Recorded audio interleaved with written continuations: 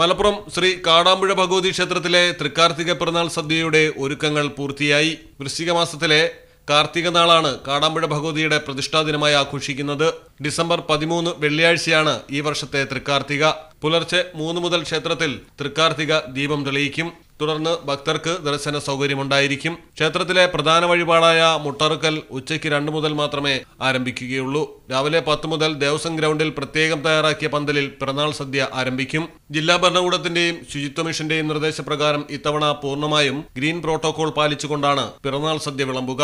ഭക്തജനങ്ങൾക്ക് കൂടുതൽ സമയം വരി നിന്ന് പ്രയാസമുണ്ടാകാത്ത രീതിയിൽ സദ്യ വിളമ്പുന്നതിനാണ് ഇത്തവണ ദേവസ്വം ക്രമീകരണം ചെയ്തിരിക്കുന്നത്. കഴിഞ്ഞ വർഷം തൃക്കാർത്തിക ദിനത്തിൽ 18,000-ഓളം ഭക്തരാണ് സദ്യയിൽ പങ്കെടുത്തത്. ഇത്തവണ കൂടുതൽ ഭക്തജനങ്ങൾ എത്തിച്ചേരുമെന്നാണ് ദേവസ്വം പ്രതീക്ഷിക്കുന്നത്. ഡിസംബർ 7 തുടങ്ങിയ ക്ഷേത്രോത്സവത്തിനോടനുബന്ധിച്ചുള്ള കലാ സാംസ്കാരിക പരിപാടികൾ പ്രത്യേക വേദിയിൽ നടന്നുവരുന്നു.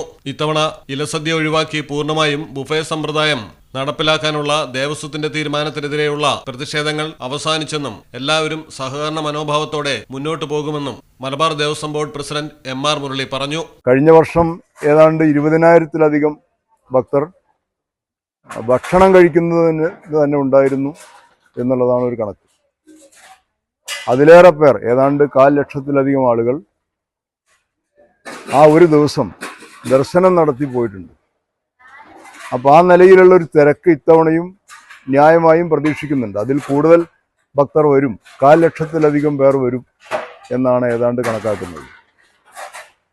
എത്ര പേർ വന്നാലും ദർശനം വളരെ സുഗമമായി ലഭിക്കാൻ ആവശ്യമായിട്ടുള്ള നല്ല സൗകര്യങ്ങളോട് ഒരുക്കിയിട്ടുണ്ട്. ആർക്കും കൂടുതൽ സമയം ക്യൂ നിൽക്കാതെ വേഗത്തിൽ ദർശനം നടത്തി പോകാൻ കഴിയുന്ന നല്ല സൗകര്യം ഇവിടെ ഒരുക്കിയിട്ടുണ്ട്. ഇതിവിടെ കാണാവുന്നതാണ്. പിന്നെ അന്നേ ദിവസം ഭക്ഷണം കഴിക്കുന്നതിന് വേണ്ടി വരുന്നവർക്ക്, പ്രസാദ ഊട്ടിന് വരുന്നവർക്ക് എത്ര പേർ വന്നാലും ഭക്ഷണം നൽകാൻ ആവശ്യമായിട്ടുള്ള സൗകര്യവും ഒരുക്കിയിട്ടുണ്ട്.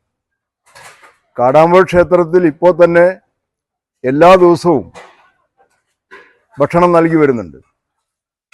ഒരു 2,000-ഓളം പേർ നിത്യേന ഭക്ഷണം കഴിച്ചു പോകുന്ന സ്ഥിതിയുണ്ട്. പ്രധാന ദിവസങ്ങളിൽ അതിൽ കൂടുതൽ പേർ ഭക്ഷണം കഴിക്കുന്ന നിലയുണ്ട്. അപ്പോൾ എല്ലാവർക്കും നല്ല നിലയിൽ വളരെ ഹൈജീനിക് ആയിട്ടുള്ള ഭക്ഷണം നല്ല വൃത്തിയായി, നല്ല വൃത്തിയുള്ള അന്തരീക്ഷത്തിൽ ഇപ്പോൾ നൽകി വരുന്നുണ്ട്. എല്ലാ ദിവസവും നൽകി വരുന്നുണ്ട്. 13-ാം തീയതി ഭക്തർ ധാരാളമായി വരുമെന്നുള്ളത് കൊണ്ട് കുറെ കൂടി ശ്രദ്ധയോടുകൂടി നല്ല വൃത്തിയായും വെടിപ്പായും രുചികരമായ വിഭവസമൃദ്ധമായ സദ്യ അങ്ങനെ തന്നെയാണ് 13-ാം തീയതി നൽകാൻ പോകുന്നത്. അതിനാവശ്യമായിട്ടുള്ള എല്ലാ ഒരുക്കങ്ങളും പൂർത്തിയായിട്ടുണ്ട്.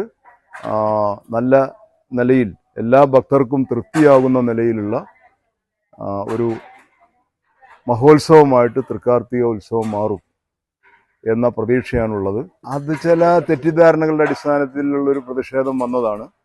അവർക്കത് ബോധ്യപ്പെട്ടിട്ടുണ്ട്. അവരുമായി സംസാരിച്ച് ആ കാര്യം ബോധ്യപ്പെട്ടിട്ടുണ്ട്.